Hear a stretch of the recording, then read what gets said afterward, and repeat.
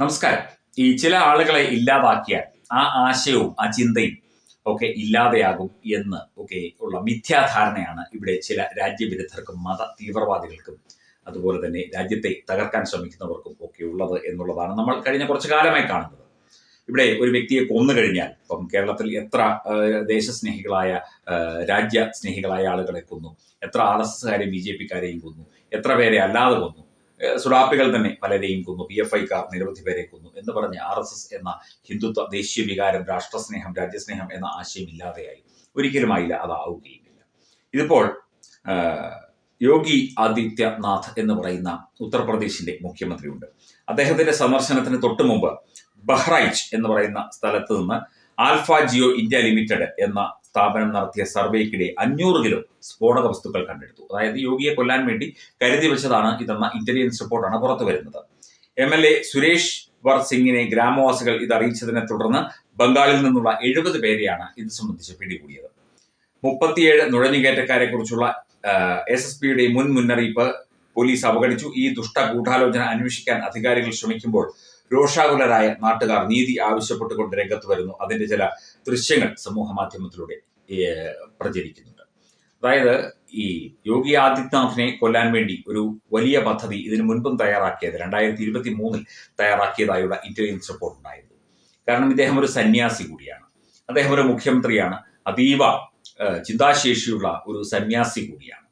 അദ്ദേഹത്തിന്റെ ബൗദ്ധിക നിലവാരം, അദ്ദേഹത്തിന്റെ ബൗദ്ധിക മനോനിലവാരം എന്നുള്ളത് ഒരു നേതാക്കൾക്കും, ഇന്ത്യയിലെ ഒരു നേതാക്കൾക്കും അത്ര കാര്യമായിട്ടുള്ളതായി നമുക്കറിയില്ല.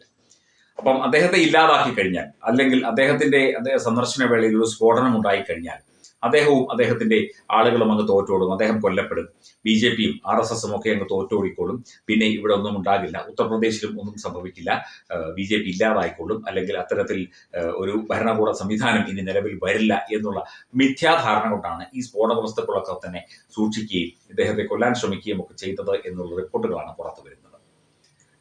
നേരത്തെ ഡൽഹി കലാപ സമയത്ത് അവിടുത്തെ ഭരണകക്ഷിയായ ആം ആദ്മി പാർട്ടിയുടെ ഒരു കൗൺസിലർ ഉണ്ടായിരുന്നു. ഇയാളുടെ വീട്ടിൽ നിന്ന് വീപ്പകണക്കിന് പെട്രോളും മണ്ണെണ്ണയും ഒക്കെ കണ്ടെടുത്തു, സ്ഫോടക വസ്തുക്കളും കണ്ടെടുത്തു. അതായത് ഒരു സ്ഫോടനം ഉണ്ടാക്കുക, ഒരു കലാപം ഉണ്ടാക്കുക, ഒരു വലിയ പ്രതിസന്ധി ഉണ്ടാക്കുക, അതിലൂടെ കൊല്ലപ്പെടുന്നവർ കൊല്ലപ്പെടട്ടെ. മുഖ്യമന്ത്രി കൊല്ലപ്പെടുകയാണെങ്കിൽ, അല്ലെങ്കിൽ യോഗി ആദിത്യനാഥോ പ്രധാനപ്പെട്ട നേതാക്കളോ കൊല്ലപ്പെടുകയാണെങ്കിൽ കൊല്ലപ്പെടട്ടെ, അതൊരു ബോണസാണ്. പക്ഷേ ഒരു രാജ്യത്ത് ഒരു അരക്ഷിതാവസ്ഥ ഉണ്ടാക്കാൻ സാധിക്കും എന്ന് ചിന്തിക്കുന്ന മത തീവ്രവാദ ശക്തികൾ ഇവിടെ പലയിടത്തുമുണ്ട്.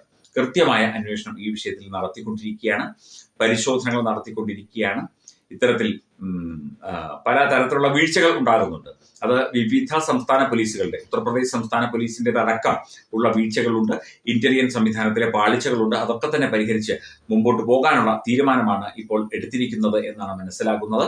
എന്തൊക്കെയായാലും ശരി, ഒരാളെ ഇല്ലാതാക്കുകയോ ഒരു വലിയ സ്ഫോടനം നടത്തുകയോ ഒക്കെ ചെയ്ത് ഒരു രാജ്യത്തിന്റെ ഐക്യവും അഖണ്ഡതയും തകർക്കാം, ഒരു കലാപം ഉണ്ടാക്കാം എന്നൊക്കെ വിശ്വസിക്കുന്നവർ വെറും മണ്ടന്മാരാണ്. കാരണം ഇത് ഭാരതമാണ്, ഇത് അഖണ്ഡ ഭാരതമാണ്, ഇത് ചിന്താശേഷിയുള്ള മനുഷ്യരുടെ, രാജ്യസ്നേഹമുള്ള നിരവധി മനുഷ്യരുടെ നാടാണ്, മണ്ണാണ്. രാജ്യത്തെ സ്നേഹിക്കുന്ന, രാജ്യത്തെ അറിയുന്ന, രാജ്യത്തെ അംഗീകരിക്കുന്ന ഭരണകൂടങ്ങൾ നിലവിലുള്ള രാജ്യമാണ്.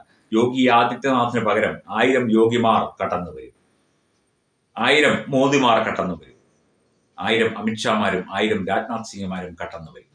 തീർച്ചയായിട്ടും ഈ രാജ്യം അത്രയും സമ്പുഷ്ടമാണ്, അത്രയും സമ്പൽ സമൃദ്ധമാണ്, അത്രയും രാജ്യസ്നേഹമുള്ള ജനങ്ങളാൽ നിബിഡമാണ്.